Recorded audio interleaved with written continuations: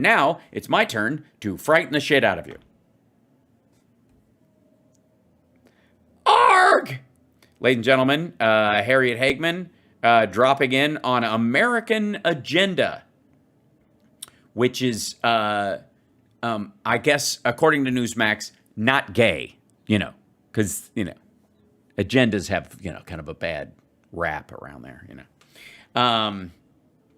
On Friday's American Agenda, Rep. Harriet Hageman slams Democrats for interrupting testimony from FBI whistleblowers. They stopped them to say their piece. Turning now to the House Select Subcommittee investigating the weaponization of the federal government. They held a hearing yesterday to discuss Special Counsel John Durham's report on alleged FBI wrongdoing. The panel...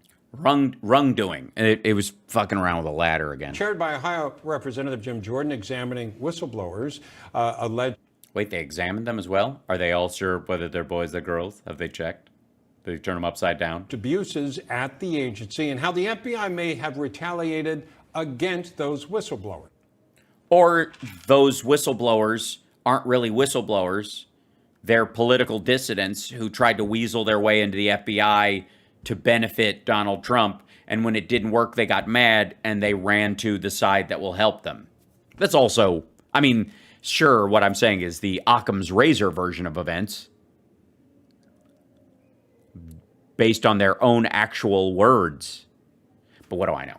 Joining us now to break down yesterday's hearing, Wyoming Congresswoman and member of the House Judiciary Committee.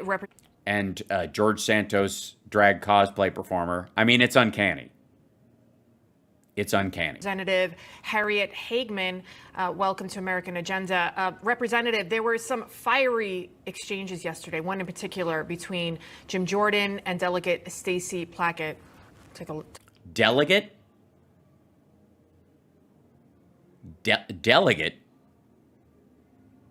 She's a representative. She's the... Take a look. Take a look. You don't share your information with the minority? Nope. The whistle. No, so you're not sharing information that you've obtained with the whistleblower saw what you did with Mr. Friend and others, the false information you gave the press, so much so that they had to issue corrections. The whistleblower doesn't decide that. The committee decides it. And we've decided. And you've decided that you're not going to share. Mr. Allen is here. You can ask him questions, and we can talk about the testimony. But right now, you're not getting the testimony. Mr. Allen's here to testify. And you'll give us the testimony when? After he's left, or at no point in time, or when will we have that? That's only for the Republicans. Is that what you're saying? Mr. Chairman, the gentlelady did not state a point of order. The point of order was, will he be giving us the testimony of the... Yeah, I'm on her side in this. I don't know about you guys. What are they afraid of is the question. That is here before us, and that you have information of that you are not sharing with the Democrats. I move. A fiery exchange there. What's your reaction to everything that went on there? There were some serious allegations leveled against the FBI. No, that's what it says on your laptop, but that's not the case. By the way, is that Hunter Biden's laptop? I've been looking for it. I've never seen a picture of it. It could be. What do I know? Well, what you find when the Democrats start behaving that way is that they're attempting to deflect attention from what the witnesses have to say. It sounds like they wanted to actually read what the witnesses had already said, dum-dum. So we've held several select meetings of the Select Committee on the Weaponization of the Federal Government. And if you go back and watch the videos, that is pretty much the playbook by which they operate. Or it could be that they're responding to a consistent pattern by the Republicans of not giving them either witness information or alleged evidence or referential documents and those kind of things so that they can be caught on the back foot so that the Republicans can gish-gallop their way through these stupid things and pretend that things are being said that aren't. And that is... By the way, did you ever hear a complaint from any Republican anywhere on any of the committees that the Democrats weren't providing them with information that they had previous to the, that they weren't entering into the record or reading from directly for the first time for everybody else there? That they try to disrupt. They lob motions to adjourn. They ignore the testimony of the witnesses and they attack them personally. An example. And by the way, I got to say, very little of someone describing their feelings or concerns is testimony. You can't, I mean, that's a whole lot of take my word for it at this level of testifying someplace. I mean, it might be all right on the people's court, but holy shit. When Matt Taibbi, the two journalists, came in to testify. Well, journalists. Michael Schellenberger and Matt Taibbi. No, Barry Weiss, you already said. Never mind. Ms. Plaskett, in her opening statement, referred to them as alleged journalists. Right. Yeah. As opposed to the stenographers for billionaires that they clearly were acting as. And then, by the way, Matt Taibbi later on would be pitched off of Twitter by Elon Musk and realized that in that moment, he was precisely that. He was, oh shit, I've been an alleged journalist this whole time. Referred to these folks with a similar a name calling. And that's what they do, because they don't ever. What'd they call him? But similar name calling. I mean, an alleged journalist, a fairly easy phrase. What'd they call him? What'd they accuse them of? What name did they give him?